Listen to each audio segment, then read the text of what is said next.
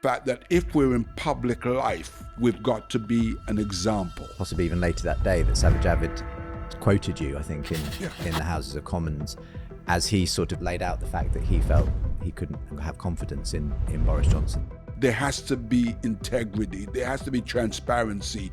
It cannot be about me and my party. It's got to be. The government was established for the nation, for the people, for the weak, the poor, the vulnerable. What was God doing in that nightclub 3:30 in the morning? He was looking for me. He was in church Sunday morning, but he was out the night before in the nightclub in Soho, speaking to me and convicting me.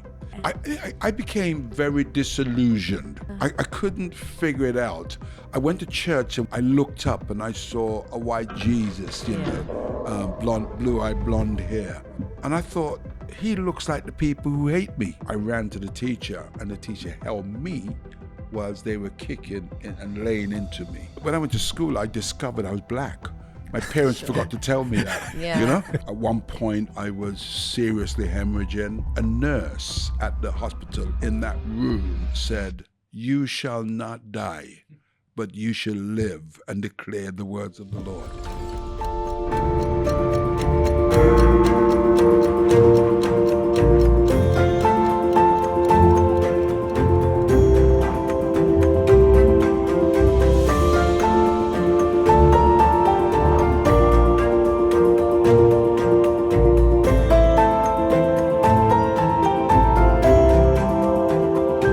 Hello and welcome to another edition of Re-Enchanting. I'm Justin Brierley. And I'm Belle Tindall. And this is the show where we aim to re-enchant an arguably disillusioned secular material world with the Christian vision of reality. And what a guest we have for you today. Indeed. Today we are joined by Rev Les Isaac OBE.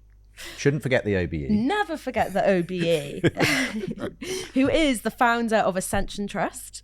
He came to national attention in 2022 when his message about integrity and the common good at the Parliamentary Prayer Breakfast set in motion a chain of events that led to the resignation of one Boris Johnson in the following days.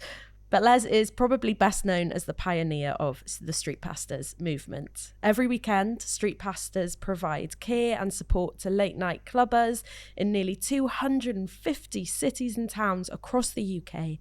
And that's a story that Les tells in his book, Faith on the Streets. So today we're going to be talking about re-enchanting pubs, clubs, and the streets of our cities. Welcome along, Les. Thank you. Thank you both. Well, it's great to have you here. And because we always begin with re-enchanting on top of Lambeth Palace Library, we always ask our guests, what are you currently reading?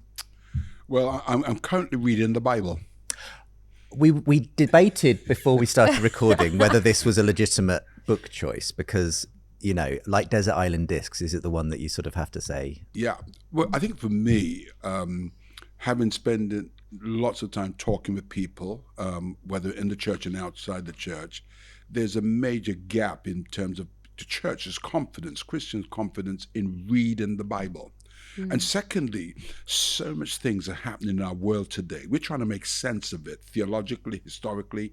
And so when I read the Bible, it's given me hope, it's given me answers, and it helps me to be excited and upbeat about life. And so I'm encouraging people, get hold of the Bible, enjoy it. It's exciting, it's lively. Well, I'm going to give it a pass then on this occasion. I mean, I thought you meant the Bible then. Thanks, but I'll pass. I would normally say the Bible gets excluded from, because we're going to assume most people, well, a lot of people at least, are reading the Bible at some point. But I'm going to say yes, you will allow the Bible on this occasion, because it sounds like then the Bible has kind of, I don't know. I mean, obviously you've probably been reading the Bible a lot of your life, but it feels like now is the time to kind of be encouraging people to get back into it then. I think very much so, because one of the major issues in our society today is mental health. It's people asking questions, looking for answers, so much uncertainties today, in spite of all the information we're getting from technology, from the web. People are searching. And, I think that we have got a book that's been consistent, faithful, that's been there, that so many millions have found comfort and encouragement and hope in the Bible. And I think that's why we need to get more excited about it. Well, interestingly, I heard that in 2024 there was a spike in Bible sales, especially in the USA, interestingly.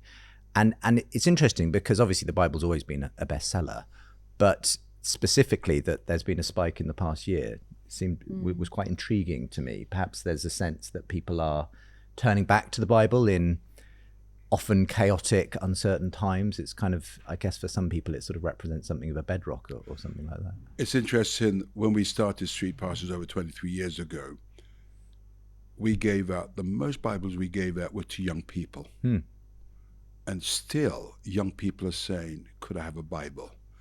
And secondly, you'll be amazed to find the amount of a household and individual who don't have a Bible today. Interesting. And I think people are they're looking for that hope. They are into all sort of things mystical. And when you look at the Bible, there's some incredible stories, metaphors in that Bible, which will make people sit up. And I think, for me, the church needs to understand it has a tool that we've undervalued. There's something about as well. So I did biblical studies in university as a doctorate, and there's this new MA that Exeter University have run on magic studies. And I remember chatting to someone and they were like, what a weird degree to do. There must be so much odd content in that. And I remember thinking, like, I did biblical studies. Like, do you know the odd content in that? But I think that just shows sort of like how, I don't know, there are parts we don't know what to do with, so we never really speak about them. There are parts that seem too weird and mystical, so again, we don't really communicate those. And we kind of, I don't know, I feel like we're a bit apologetic about the oddities that are in there. And in so much so that people are actually looking for that kind of content elsewhere. But you just take this story. There's a guy, the Bible describes him. He's bound in chains. He breaks those chains.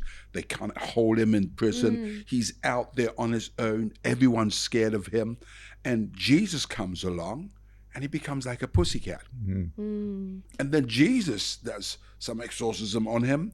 The whole herd of swine goes running down the hill into the stream. Everyone is petrified. Now, come on. That is electrifying. It is. And sometimes I think Christians can sometimes get a little bit too familiar almost. It becomes so familiar that they lose sight of how strange and exciting and interesting, it will be actually to someone who's perhaps never really read or picked up the Bible. But we wanted to also pick up on the fact that here we are, Lambeth Palace Library. And for those who are listening, sorry, you won't see this, but for those watching on video, we have the amazing backdrop of Parliament behind us. And that's somewhere that you're very familiar with, Les, over many years. But it was about 2.5 years ago that you gave the message at the Parliamentary Prayer Breakfast in 2022. I was there, and I remember how powerful it was, a message on integrity in politics. And I'd love to hear from you what transpired in the days after that, and how much you think your message may have played a role in what happened next. I think I was amazed, and I always say to people, Christians, we believe in preaching because we believe that's communicating God's word, God's will, God's purpose, God's message of hope. And yet it was striking that for a lot of Christians, they were surprised that something of that magnitude could have happened. So it really caused me to, emphasize to the church, we need to, all of us, any of us who stand and proclaim the word of God, we've got to believe that, hey, God's with us and God will do something with his word. So I was touched by that. I was also touched by the fact that we do, many Christians are saying we could pray, but actually nothing could happen. So we've got to also believe in our prayers. We've got to believe that when we meet to pray, something will happen. So afterwards, I was moved. I was quite humbled because people said to me, hey, you brought the government down. I said, no. It was Jesus. It's his word. It's his spirit. In fact, what a lot of people don't know, I submitted 2 sermons to the committee. Oh, okay. And I had to change wordings. And the second time I said to them, listen, I've got a bit of Methodism in me, okay? and I've got Pentecostalism in me. So I tell you, we do believe in a spirit, and God has a wonderful way that whatever I've written there, I cannot guarantee verbatim I'm going to say these things, because the spirit could move. Absolutely. And I really believe that the Spirit of God was there in that place, moving. And it wasn't about the messenger, it was about the message. It was about God's message. It was about God's power, God's Spirit, God's word at work to bring about what we've seen. And, let's look at it, Justin. When you look at the Bible, the prophets of old, they were the messenger. And yes, Ahab said to Elijah, "You're a troubler." But actually, what they were bringing was the word, thus saith the Lord. The Lord's word. That's where the authority was, in the word of the Lord. So I was, in one sense, felt it for Boris and his government, because they're people. They've got a job to do. We pray. I pray for ministers. And you certainly weren't going in there with the intention of sort of rocking the establishment in that sense. No. Boris was sitting next to me. I've known him for many years before he became even Mayor of London. But I think God has a plan. And I think what I got away from that is to be faithful to the Word of God, to the Spirit of God, and to be that vessel that God could use as a minister or a servant of Jesus. Because I think it was possibly even later that day that Savage Avid quoted you, I think, in the Houses of Commons, as he sort of essentially laid out the fact that he felt he couldn't no longer have confidence in Boris Johnson. Obviously, he was embattled at the time over all that was going on around the COVID inquiry and so on. But that led, as I say, to more and more people then gathering pace and various people, and finally he stepped down. But yeah, as you say, I guess the spirit moves and things happen, and God has a plan in the end. What's interesting, and what I don't think many people know, is that you yourself, though, were in pretty dire critical health condition not long before that message. Do you want to tell us a little bit about that? Every time I think about it, in fact, I do get emotional, because I remember making a phone call to my son and having a conversation with him about the possibility of not leaving that hospital. And then ringing my wife and my daughter and having a conference call with them.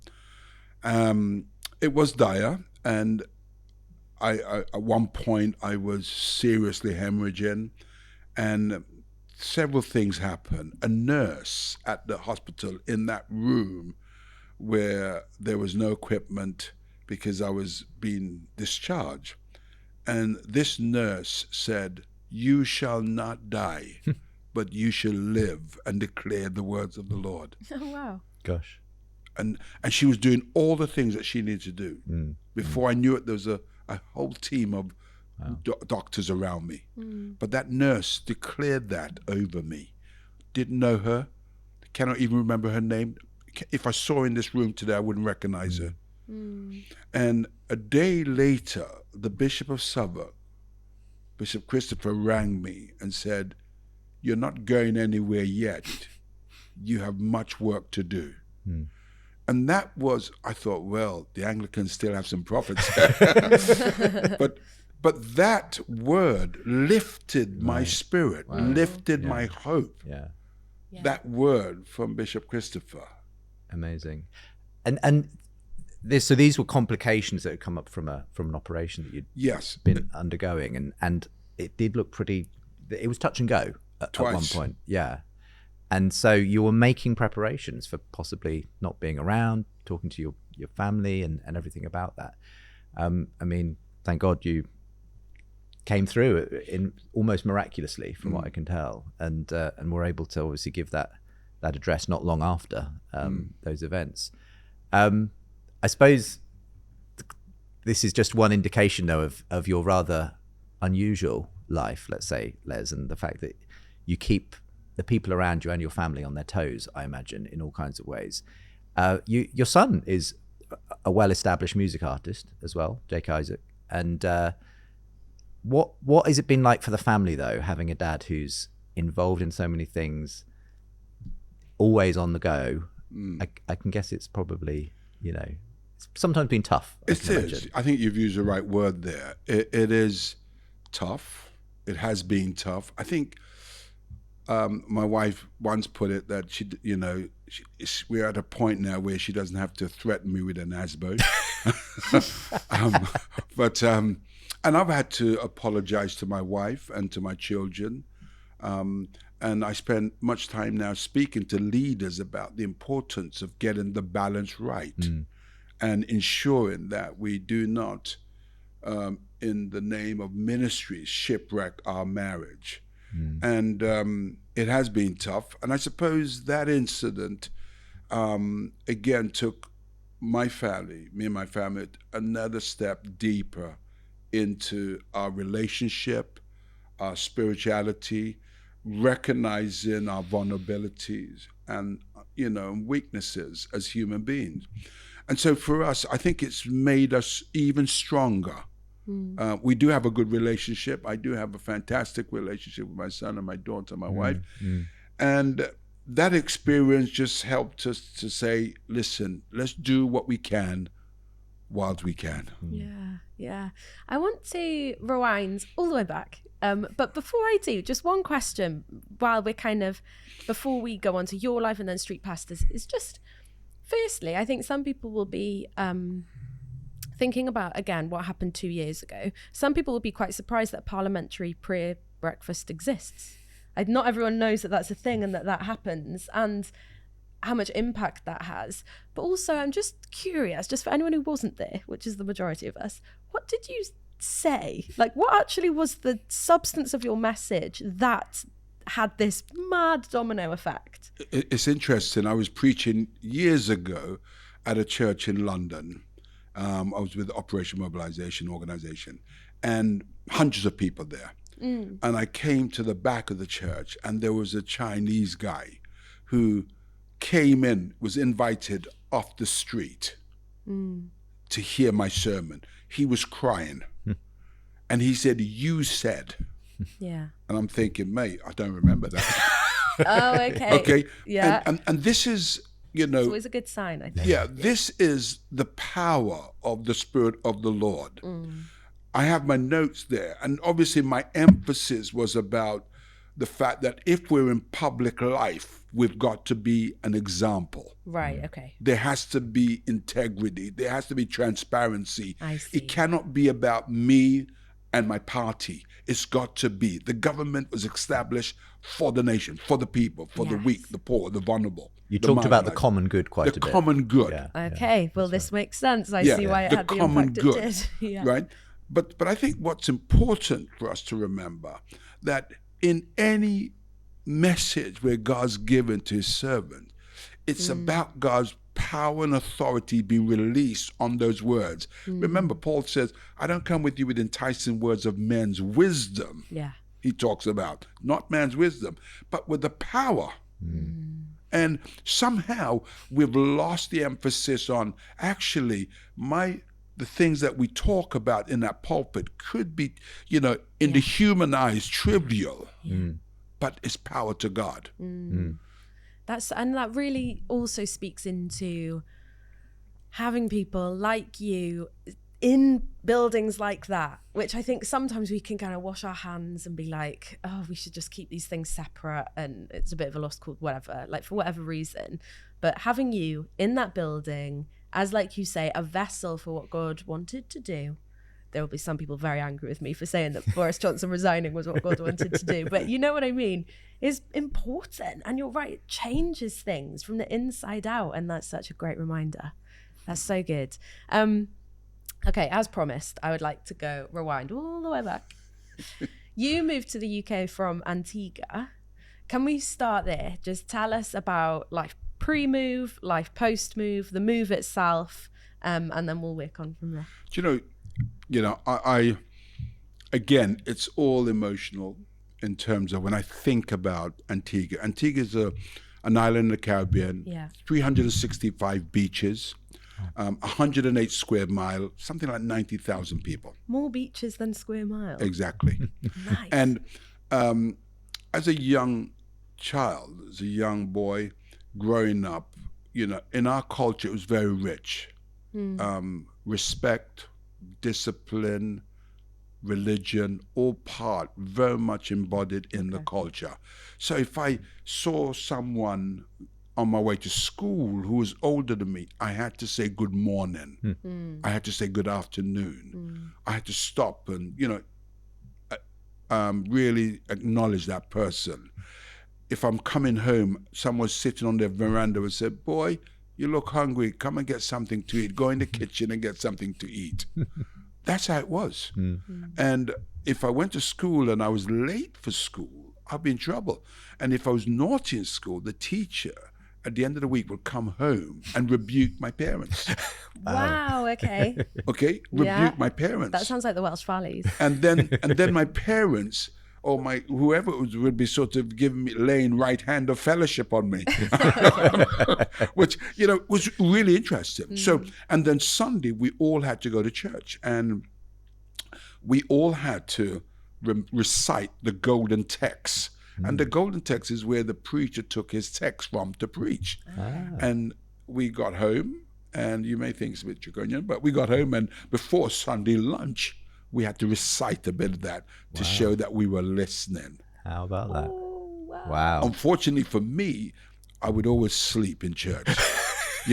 Come on, Sunday morning. You've got to do what you've got to do. You've got to do what you got to do, But I was a smart kid. I would ask my auntie, what was the golden text? And she would say, well, he took his text from John chapter 3, verse 16. For God so loved the world, he gave his only begotten son. And I'd go home and I'd be reciting it, and I'd say to my grandmother, Mummy, the parson took his text from St. John's Gospel, and I'd recite it. She'd, go in and have your lunch, boy. But on this particular Sunday, we got home. Now, I heard some whisper that we were going to England. And on this particular Sunday, we went home. So Sunday morning, everybody had their best on, one pair of shoes. You had that shoes on for church. Yeah. When you came home, it's flip-flops or something else. But we came home, had lunch, had a shower, and the best shoes went back on again. And before I knew it, we were at the airport. And by the next morning, we were in England. Gosh. With no prior sort of warning. You've got it. There was no prior warning. Wow. I didn't get a chance to say goodbye to my friends. Oh, nice. I didn't get a chance to, there was nothing of that. So I sort of said I left the oven and I came into the freezer. Yeah. It was so dramatic. And I didn't know my parents. My parents left my younger sister. She wasn't one yet. Okay. And I was just 1.5, nearly 2. So I was thinking, do I know them? How would we know them? So were they in the UK waiting for you? They came on ahead to sort of make the way for us. They were going to send for us within months, but it took them nearly 4 years. Right. I see. And it was so traumatic. Yeah. And then I came to this country. And when I came, I remember the first morning I went out and was going out with my mom, and I said good morning to someone, and they just totally blanked me. Yeah. And then I thought maybe they didn't hear. So the next one I said good morning, and they completely blanked me. Wow. I realized that this is different. People don't talk to you here. And then I went to school, and when I went to school, I discovered I was black. My parents forgot to tell me that. Children in the playground. It was really something. Wow. And then I remember one experience, 2 things that were really traumatic and significant was one, I was in a playground and 4 young white boys came to beat me up. And I ran to the teacher, and the teacher held me whilst they were kicking and laying into me. Oh my goodness. And I was confused because in the Caribbean, we had such high regards for teachers. Yeah. You get the ministers, the teachers, they were high up. The doctors, teachers were very high up.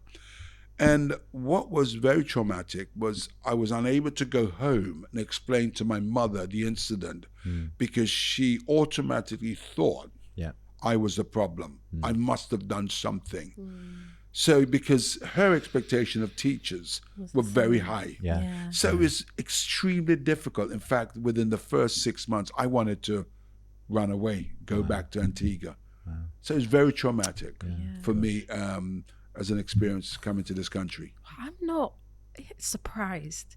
All of that sounds horrible, really awful.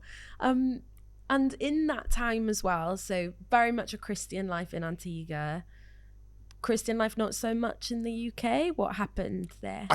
I became very disillusioned. Yeah. I couldn't figure it out. I went to church, and when I was 8, 9, I looked up and I saw a white Jesus, you know, blue-eyed, blonde hair, you know, a white nightie on. And I thought, he looks like the people who hate me, who call me all sort of names. So it was incredibly confusing. And then I came to the conclusion that there was more life in the local cemetery than in my church. It was boring. Right. Absolutely boring. And so it was, I couldn't speak to my parents about my experience, you know, my lived experience in school.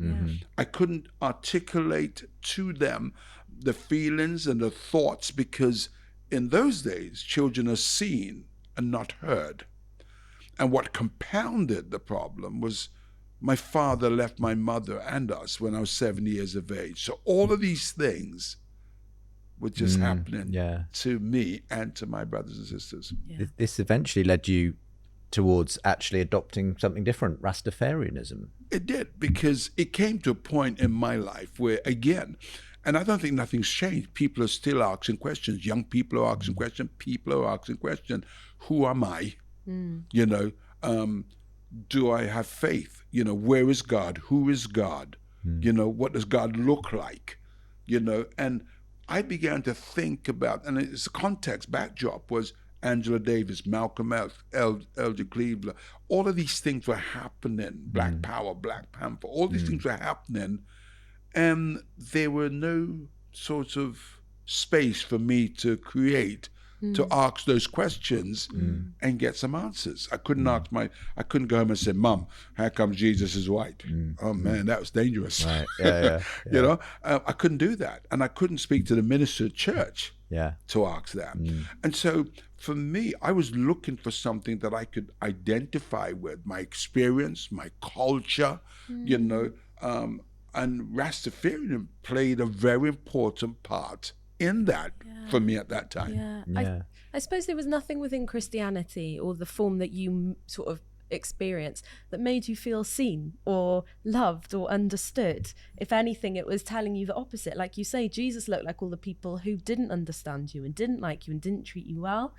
So it's no wonder then that you see Rastafarianism, and was a lot of it like, I feel seen by this, by these beliefs, by these people, by this community. And a form of identity as well. Yeah. There was, you know, who am I? And, you know, where does my culture play in it? Where does my lived experience play in it? I wanted someone who could experience. And for me at that time, Rastafarianism, because it's about liberation. Again, they read the Bible, the Old Testament. There was a story, a narrative of, you know, in slavery in Egypt and deliverance, sign of hope, going to the promised land. You know, all of these things was really helping me to have hope and aspiration for my future. And also is helping me with my well-being, my mental health well-being. I mean, a lot of people may have kind of vaguely have ideas about Rastafarianism from Bob Marley, and just be aware of the kind of the culture around marijuana and cannabis and so on that accompanies it in many ways. But what you've just described there suggests to me, well, there's actually some actual truth, as there often is in lots of different expressions. You know, they're taking something that is there in the Old Testament, the narrative around freedom from slavery and so on. But obviously, for those who aren't familiar with Rastafarianism, would you very briefly kind of explain how they take that and then the kind of story of the Bible and so on that they then kind of interpret it? I think, you know, people have got to understand there is a history and there's a context to all of this. Back in the early 1930s, back in the Caribbean, or even before that, you know, because you had the Pan-African movement, and there was a guy called Marcus Garvey back in Jamaica, and all of these guys were, you know, guys who had some form of liberation theology. They grew up in the school, in the church, you know, but they couldn't, the Bible wasn't relating to their lived experience. And they saw the Bible, as one person put it, look, the Bible, the gun, and the sword travel together on the same ship in the same chest. Yeah, okay? Yeah. So the Bible and Christianity had a double edge. At one stage, you know, the church was doing some great work empowering people. On the other hand, the church was doing some awful work, you know, in terms of slavery and all these kind of things. So there's always that kind of conflict taking place. So people like Marcus Garvey looked at the church and said, actually, you know, we can't really rely on the church. We've got to look to Africa. We are Africans, and actually we need to go back to Africa. So that was a whole drive of Pan-Africanism, but it also gave a message. It encapsulated scriptural teaching whereby you can be free.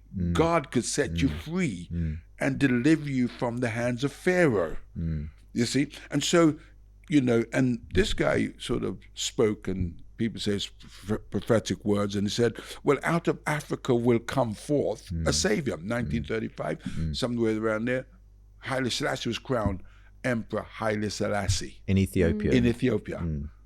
Kings of kings. King of kings. Conquered Lion of the tribe of Judah. Right. So, wow. He said that. That's happened. Ticking all the boxes. Ticking all the boxes.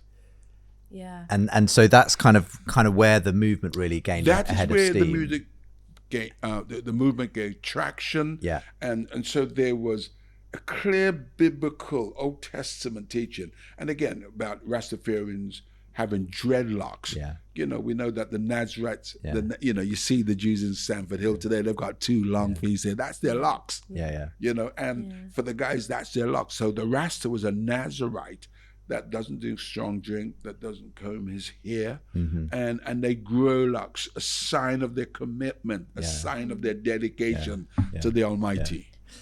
So where did this leave you then, as you adopted this sort of, I guess, theology and lifestyle as a young man?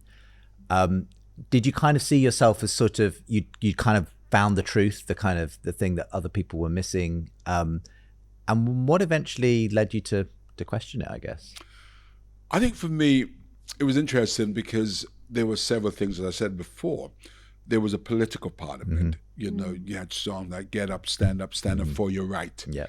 And that was about justice, you know, social justice. It was about, hey, we need rights, okay? Yeah. Then you had the other side of it was, hey, you know, you can be free and go to Africa. On my journey, there was always something I felt that was missing. There was still something missing.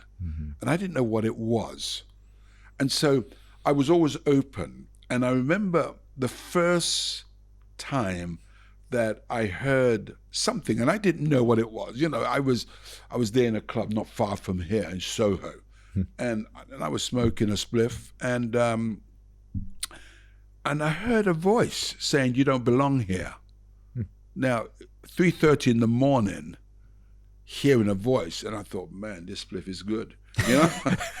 And you know, it was really because it was so clear, Justin, so clear. I just thought, well, and a few weeks later, I was in Primrose Hill, just near Regent's Park, and we used to meet with some friends again to smoke. And I met a Christian guy, and this Christian guy began to speak to me about Jesus.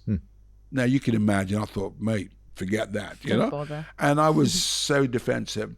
But I left this guy. But before I left this guy, he quoted from the Bible. He quoted from the book of Proverbs. There is a way that seems right unto a man, the old King James Version, but at the end are the ways of death. When I went and I was smoking, I was meditating, those words were in my mind. Couldn't get rid of them. Wow. They were so powerful. Yeah. And those words began to form meaning in my mind about, hey, what's the ways of death? It seems right what I'm doing, but where's it leading me to? And I constantly say to people that the God of the Bible does extraordinary things. The question I ask people, what was God doing in a nightclub 3:30 in the morning?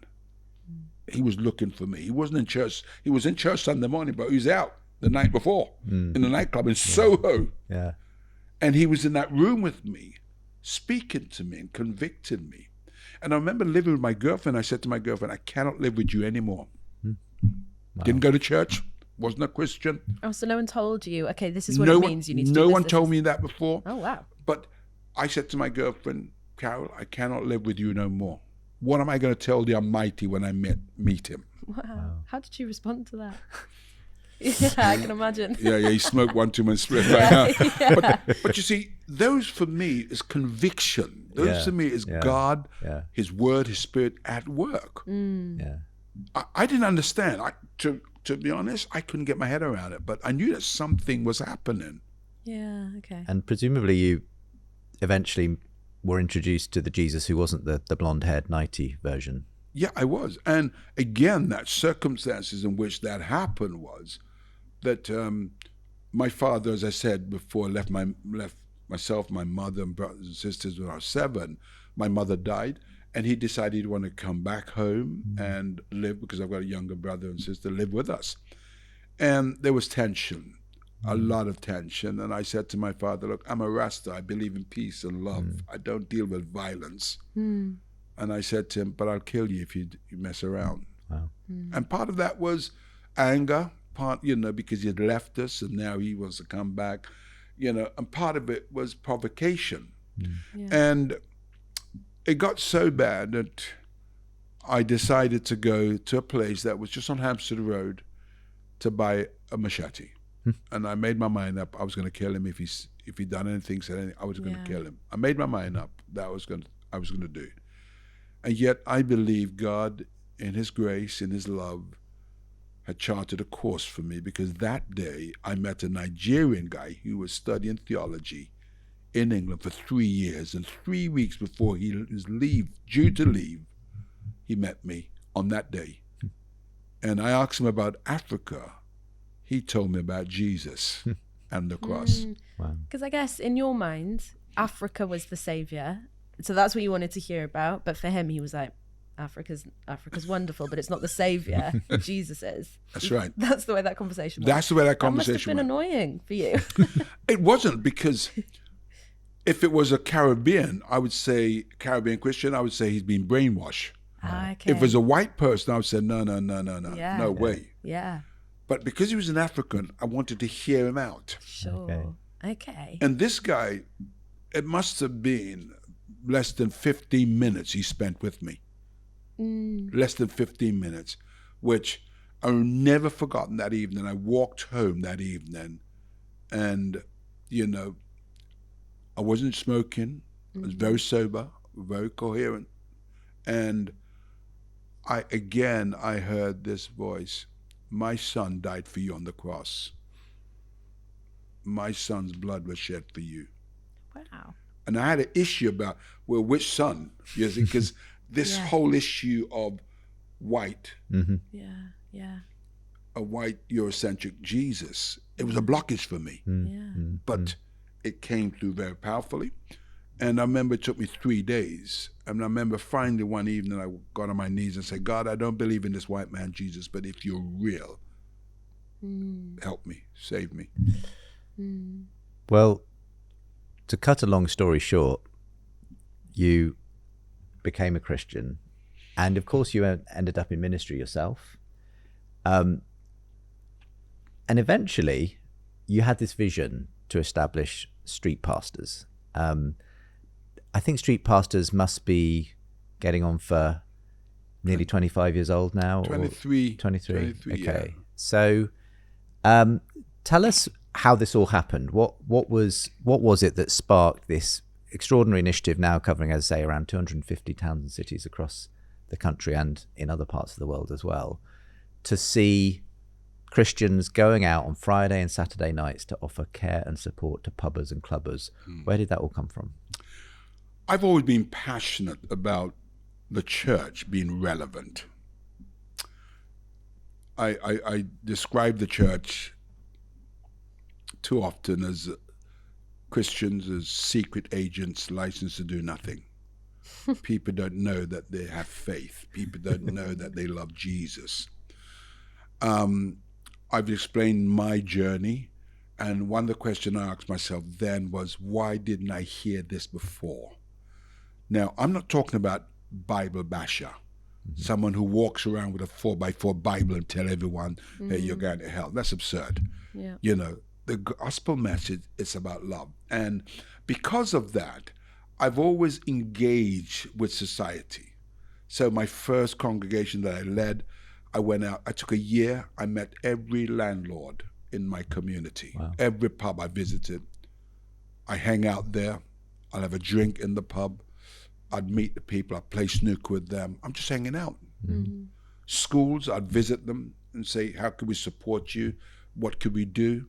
Wherever people are gathered, I'm there. The senior citizen center, their daycare center, I'm there. Because I believe that actually we've got to be salt. Mm-hmm.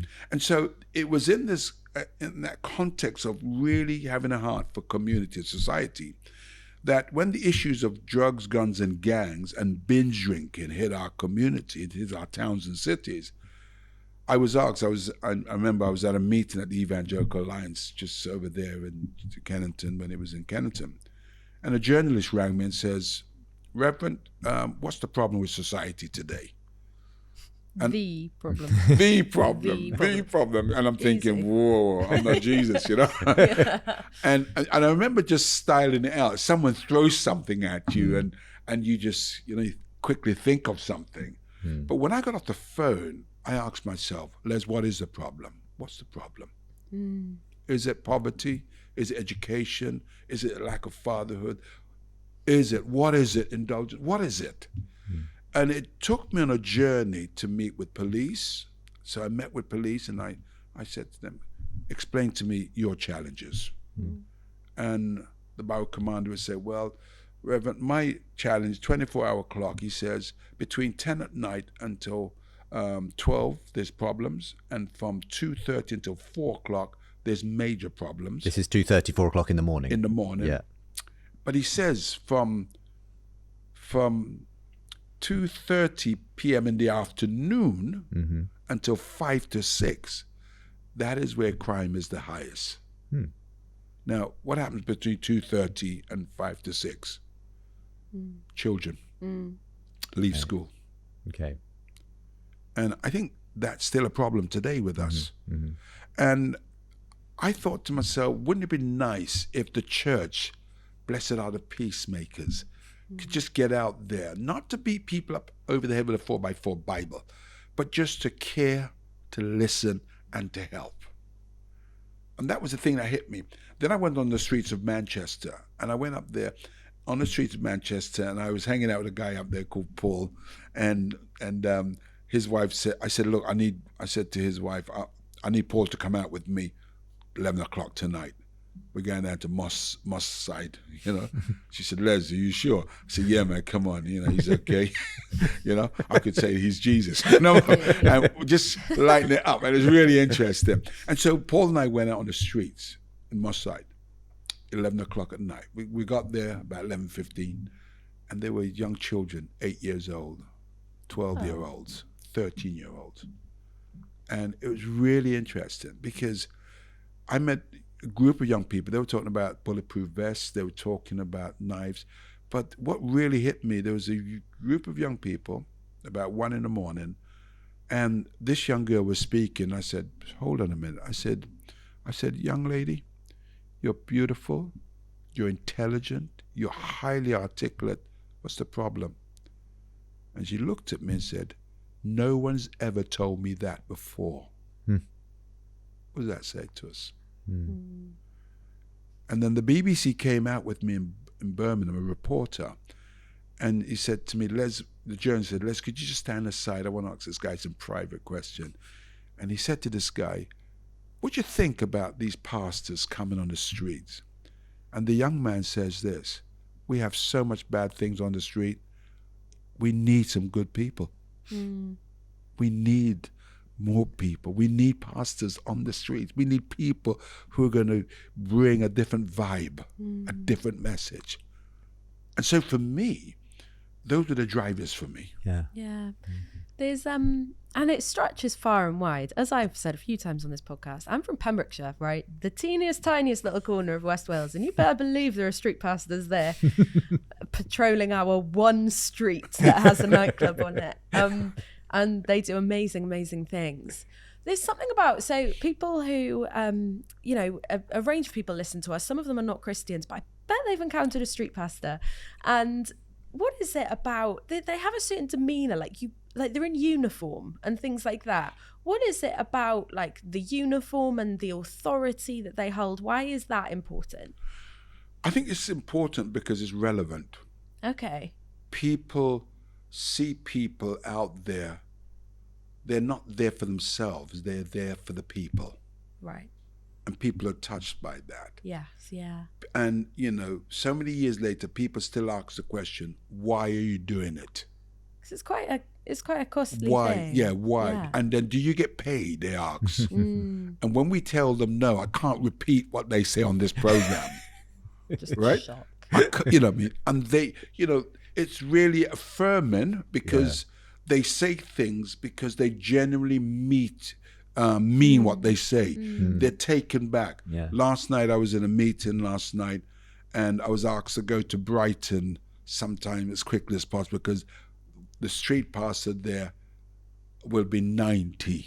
Wow. One of the street pastors there Wow. would be 90. I said, I need to be there on the day of her birthday or the week. Would be 90. Now, what is it that makes someone, you know, someone once written an article, and what is the church doing getting grannies on the streets? But the reality is, society feels robbed of grandparents. A lot of people are growing up not knowing their grandparents, not having a grandparents, not having someone who would give them time.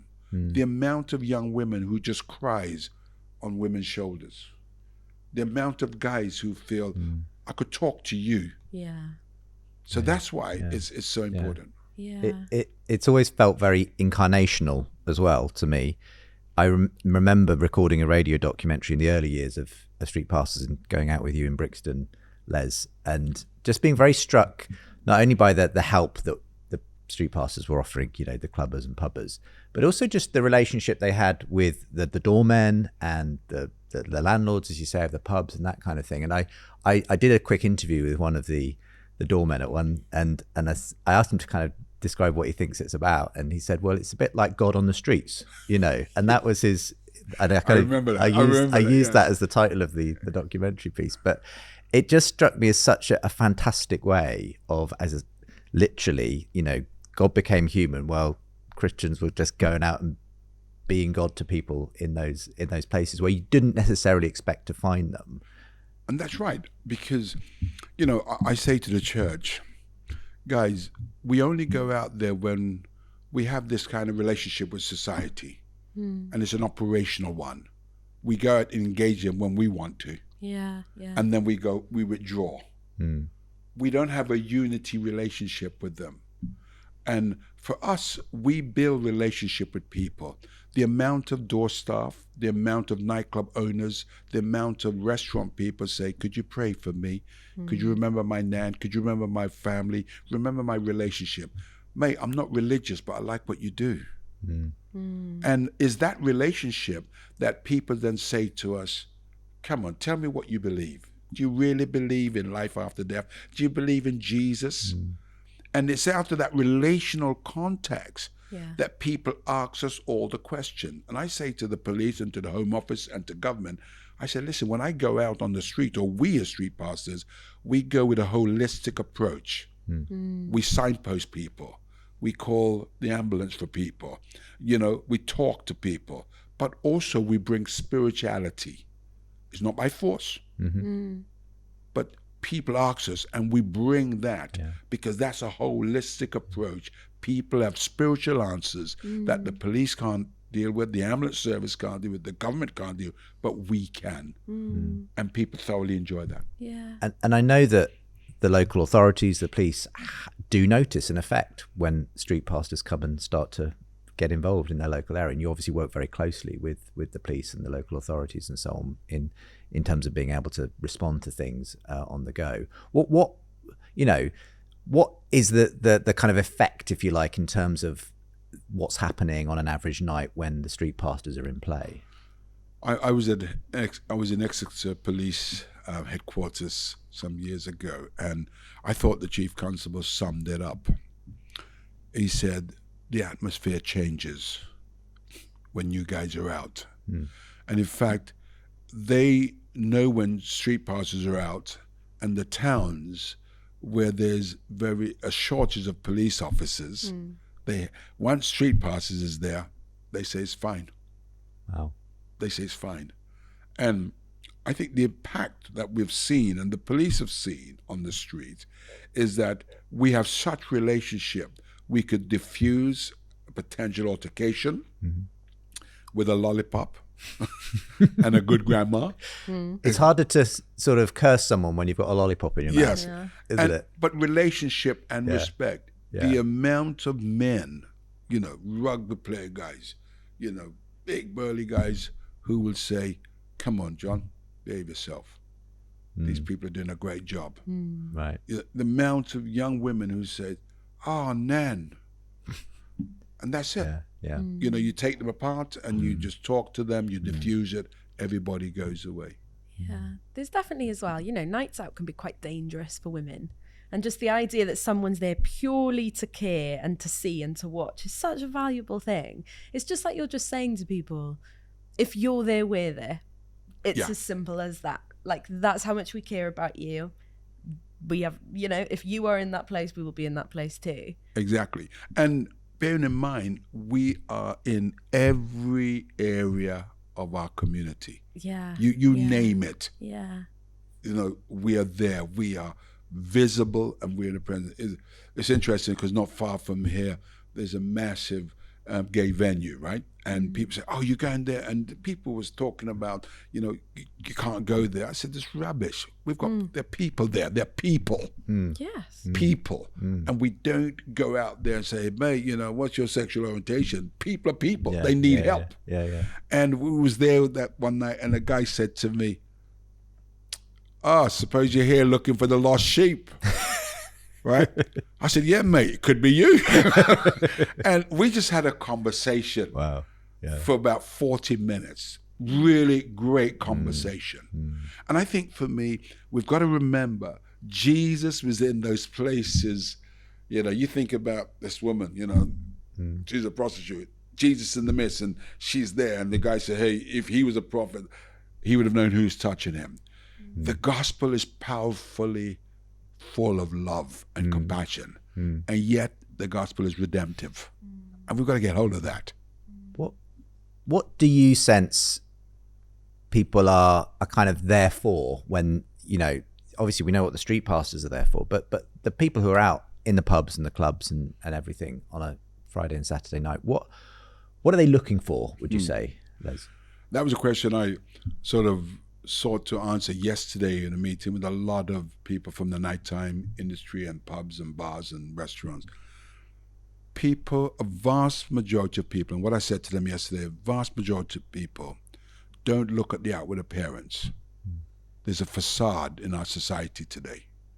Many people have questions. Many people are looking for friendship. They're looking for hope. Many people. And I was saying to them, we've got to train, our bar staff, our pub managers, publicans. We've got to train them to be good pastors, pastoral care. Because, people come into a venue and next minute, sadly, they're contemplating suicide. People are searching. People want to talk. People really want to talk, and they don't want people to go and preach at them and talk down to them. They just want to talk. And I say to the team, if you speak tonight just to one person, that's good enough. Because we don't know whether that one person will go and seek to end their lives. But that one conversation. So people today, I believe, that a lot of people, you peel back the facade, they're saying, actually, I'm lonely. Actually, I'm empty. Actually, I just need to know that there's a purpose, there's meaning in living today. And do the conversations, as I say, you don't go out there to be explicitly evangelistic, but inevitably these conversations happen when people sort of are being cared for and they ask, well, why do you do this? I can imagine sometimes, the fact that there's alcohol involved and everything else probably opens people up in a bit of a different way anyway. But do the conversations often go in that direction around meaning and purpose and what's it all about? Many times. And not just with people who've had something to drink. The conversations being had with people who just come out.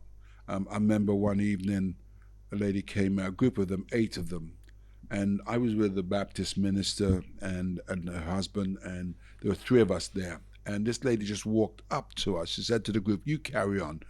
And she said, "Could I have a conversation?" So I thought, freezer company, let me just pull back a bit. And for 45 minutes, this woman just talked, and they listened for 45 minutes. Her friends called her. She said, no, you carry on. And she was there. And they prayed with her, and she went. Wow. That's important. For me, the church was there. Yep.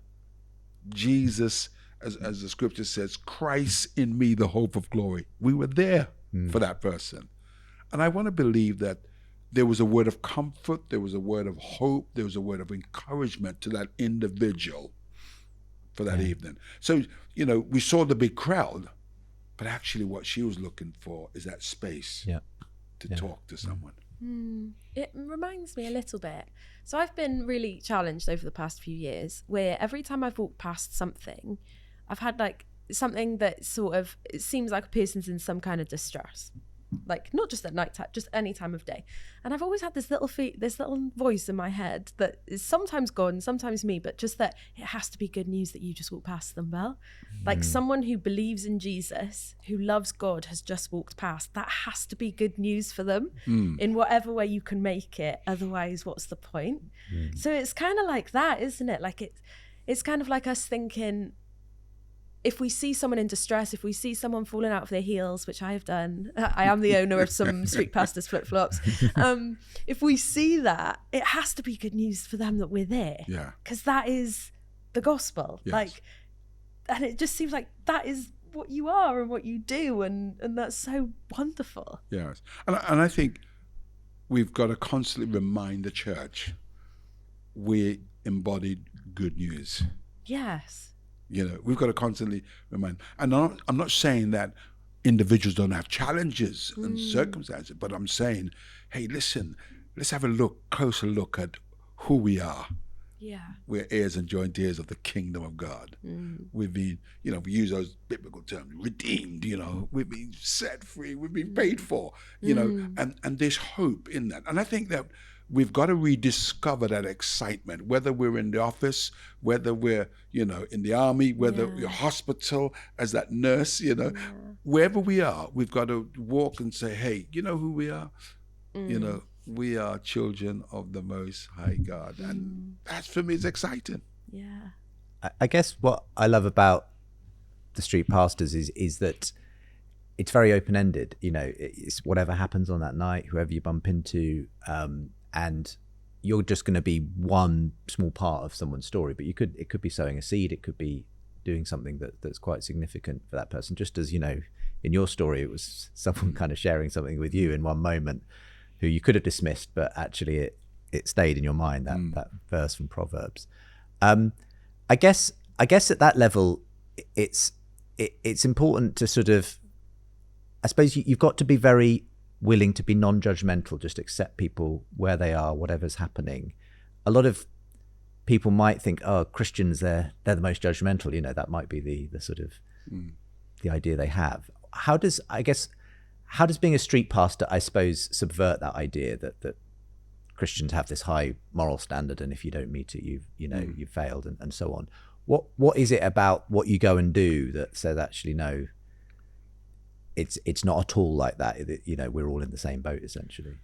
It's relationship. It's relationship. We talk about it, but let's be honest. when you know someone, when you get to know someone, their worldviews, what really makes them tick, you have confidence. I was in Beckenham, went out to visit a team in Beckenham, just in Kent there, and the guy said to me, "These are our street pastors." I said, "Why have you said that?" He said, "I've watched them for over a year. The rains come, they're still there. Snows come, they're still there. It's awkward evening, they're still there. They are our street." They've built relationships with them. And because they've been consistent in their relationship, people have confidence to talk to them. And people have hope. And people say, wow, at least the church, these guys are doing something. I was really encouraged throughout the pandemic, speaking to doctors from the NHS, public health, across the country in meetings. And invariably, when I was introduced, it was, my nan's a street pastor, my sister's, I know street pastors. They do such a good work. And I think what I'm saying, the church, and let's be honest, the church is doing some incredible work out there, up and down the country. Our PR is useless, but we're doing some good work. And I want to encourage the church and church leaders, keep doing what you're doing, but become more visible. Become more, push the boundaries, push it. Yeah. And become more relational with your community, and don't be selective. Yeah. Be relational with everybody. Yeah. And you'll probably find there are opportunities you never realised were there. People who want to have a conversation, who are just waiting to be asked. Very much so. Yeah, brilliant. That's like a beautiful commission that you've given the church, which is so great. What you said a little bit earlier is so interesting about how pastors can be behind the bars and they can be on the doors. Those people who are just going to work, that they have this kind of pastoral responsibility. Can you just as we wrap up then, for anyone watching who isn't a part of a church, but they happen to be a part of that world, whether professionally or even just like because they love a good night out, what does it mean to be a pastor in their places of work or in their places of enjoyment or whatever? I think the word I would use is intentionality. I think it's important for us to remember that God's not a killjoy, but God allows us and leads us into places for his purpose. And I'm just encouraging and reminding each of us as Christians that wherever we go, ask ourselves the question, does God want to use me here? Does God want to use me here? And I think that's so important, us being intentional. Wherever I go, whoever I'm with, I'm asking myself, God, why am I here? What is it you want me to speak into this context? And I think intentionality is so important. Fantastic. It's been an absolute joy to spend an hour or so with you, Les. Can I just recommend, if anyone's watching or listening and wants to read more, Faith on the Streets is a great book to read more about the story of street pastors and your own journey, Les, as well. And of course, we'll make sure there are links as well to the websites and so on where people can find out more, perhaps maybe even sign up themselves to become a street pastor. I hope they do. Absolutely. That I can tell you, it'll change your life. I know people who have done it and they've said it's completely changed my perspective on so many things. It's just an amazing way of doing that. Thank you so much for being our guest on Re-Enchanting today. Thank you both very much. And thank you for watching and listening. If you'd like more from Re-Enchanting, do make sure to go and check out the back catalogue of podcasts and video episodes. You can find us online as well at seenandunseen.com. If you go to /give, you can also support the podcast too. But from myself and Belle, thanks for watching and listening, and we'll see you next time.